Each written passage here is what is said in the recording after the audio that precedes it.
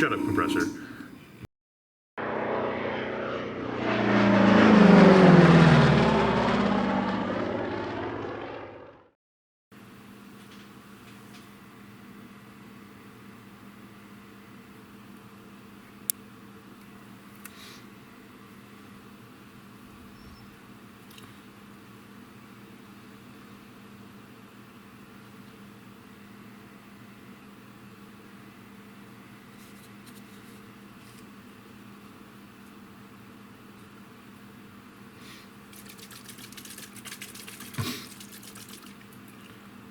Okay, so the X100 has had overnight to do its thing, and frustratingly, I'm seeing a few tiny little goobers in here that we need to address before we can really get to the paint. Very small, but I'm seeing them nonetheless. So,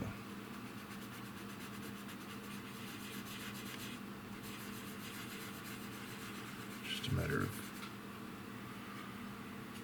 coming in here with a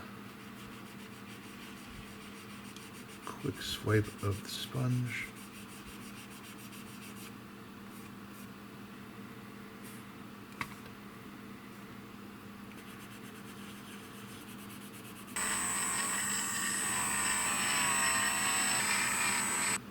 Okay, now that those little flurn bits have been dealt with, it is time to spray some Kcolors 15 aluminum.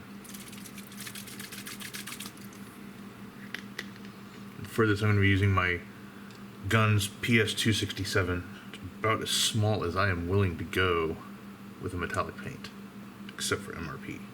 Now, Kcolors' various metallics are alcohol-based, so if you're familiar with the all-clad high shines, it's in that constellation generally, but I find that these things are a lot more brilliant. And after they've gone on, they seem quite a bit tougher. I'm doing the top again, kind of like I did the X100 last night, mainly just to be able to flip it over and keep going with these little foam pads on the stand. So basically I'm just doing this side so I don't mar the underside. So let's go ahead and get going here.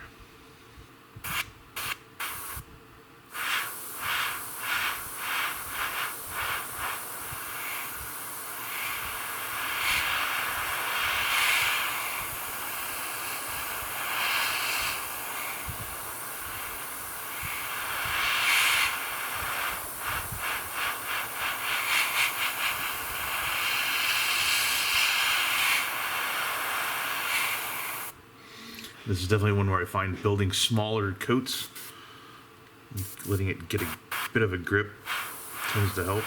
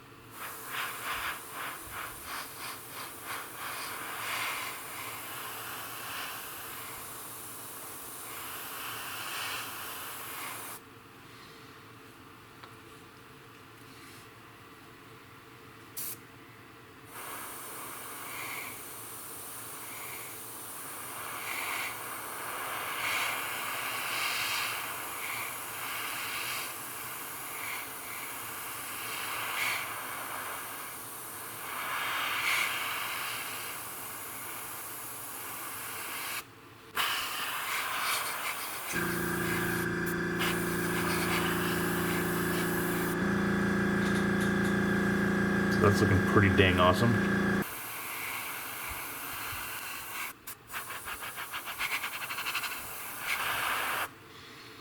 One thing I'm pretty conscious of from my time in Scale Modelers Critique Group is the idea that a lot of us, when we spray our metallics, we tend to do so and not get enough coverage. And I'm actually looking here, and it looks like I probably need to come back and get a little bit more on this wing, but I want to get to the backside first.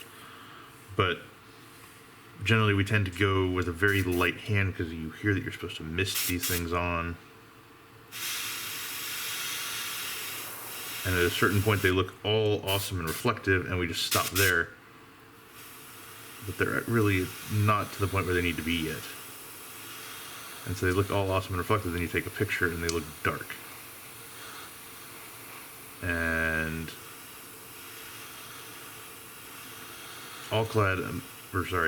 Kcolors doesn't really penalize you for going for more coverage.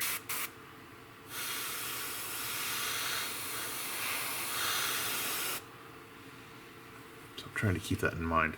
But because it is so reflective, it's difficult to sort of gauge where you're at, especially against just the contrast of the black.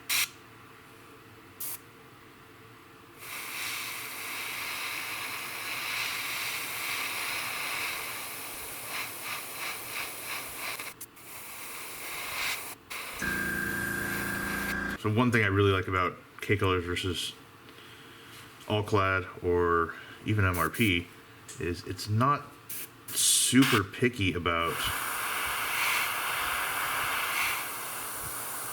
having the shiniest, glossiest black, or even dark gray or whatever on the planet to go down on top of.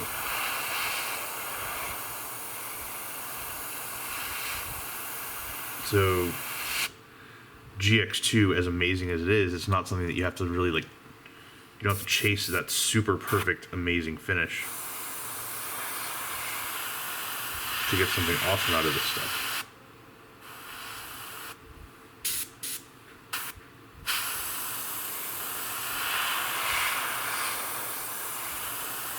And now that it's a bit more established, we can go on heavier with it. All right, around to the backside here.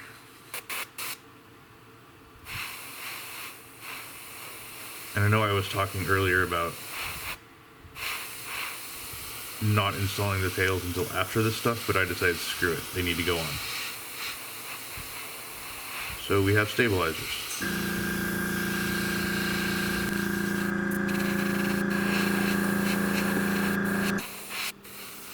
Okay, let me spin it here a little bit just to make sure I'm getting everything. I figure this tail fillet is this top stripe up there. Make sure that's handled. Good Lord, I'm looking at the feed coming out of the camera, and this looks bright as shit. So, it's doing the job we want it to do. All right, one more pass here, then we're going to go to the underside.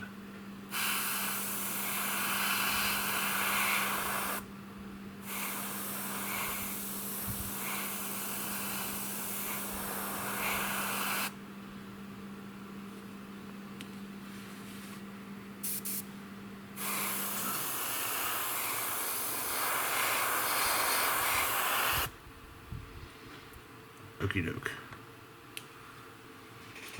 Okay, on to the underside.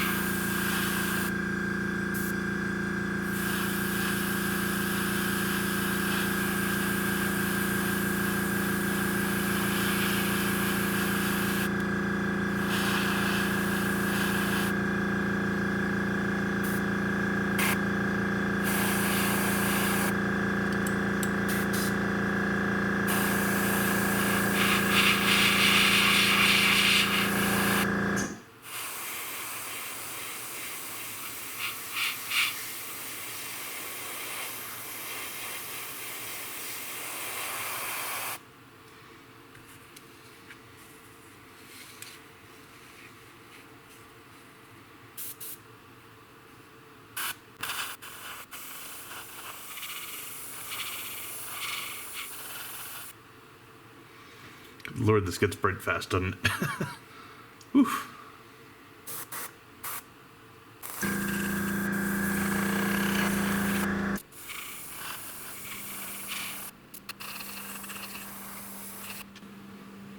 One frustrating thing just about the M in particular is the bare metal bottom pretty much stayed on the bottom. They didn't do any of the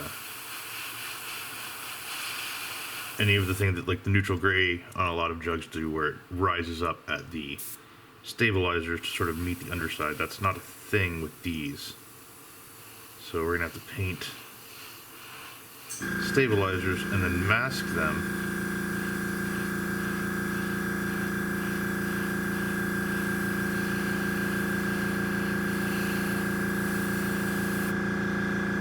Those are getting a bit froggy, so we're going to play around other places and come back to them.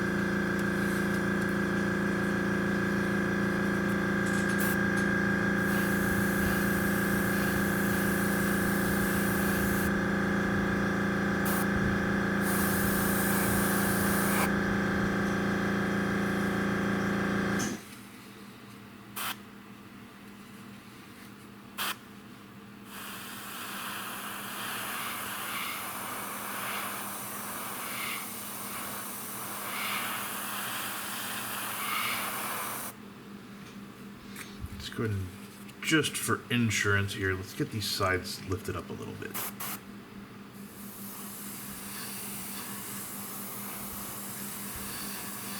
I doubt we're going to need them this high. But what the hell. Cool. And there is the bare metaled underside of the fuselage. Cool. So I've given the Kcolors aluminum overnight to set up, and now it is time to seal it in with a clear coat so that it can be masked over and all that good stuff. And something I'm going to do, a bit maybe off kilter from how I would normally approach this, is instead of putting a gloss on top of it, I am going to put a semi-gloss on top of it. And all this does is very slightly kill off the sheen. It's not much. If you look at the outer panel here on this P-47M wing, this is basically what it's going to get down to. You know, it would still look fantastic if it wasn't right next to the super shiny stuff going on here. And part of the reason for that is to give a little bit more bite to when weathering comes into play, give that a little bit more of a bite, something to do aside from just slide off the surface. I'm also hoping it will maybe help it blend a little bit better with everything else that's going to be going on, because right now the metal is so bright, as you can see in the camera, that it's overpowering. And my concern is when I start putting the blue down and all that stuff, it'll just kind of take over. So in the spirit of unifying things, let's go ahead and put down some semi-gloss. And for the semi-gloss, I am using, once again, Kcolors. This is their XW60 semi-gloss. So they operate on like a basically 100-point scale, where 100 is their glossiest and 1 is dead flat. So 60 is semi-gloss. All right.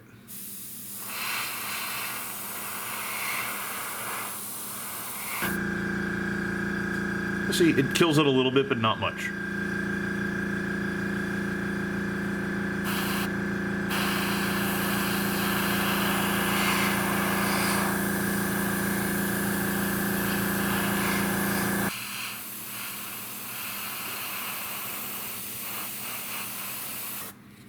Just remembering I had a heck of a time getting some of these details from the underside last night, so we're going to get those. We're going to do a top pass on the ridge of the fillet here. All right. With that, I think we can flip it over and tackle the underside.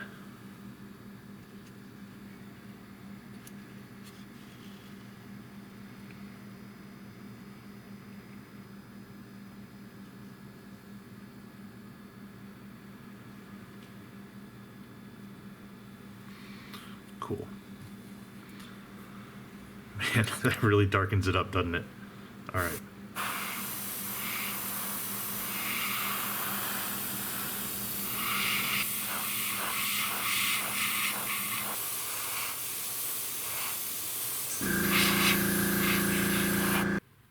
All right. Now we get to let that sit for a while. So while I'm doing this, I'm going to make sure that my masks are ready to go, because the next step after the bare metal's down is to start playing with some of those.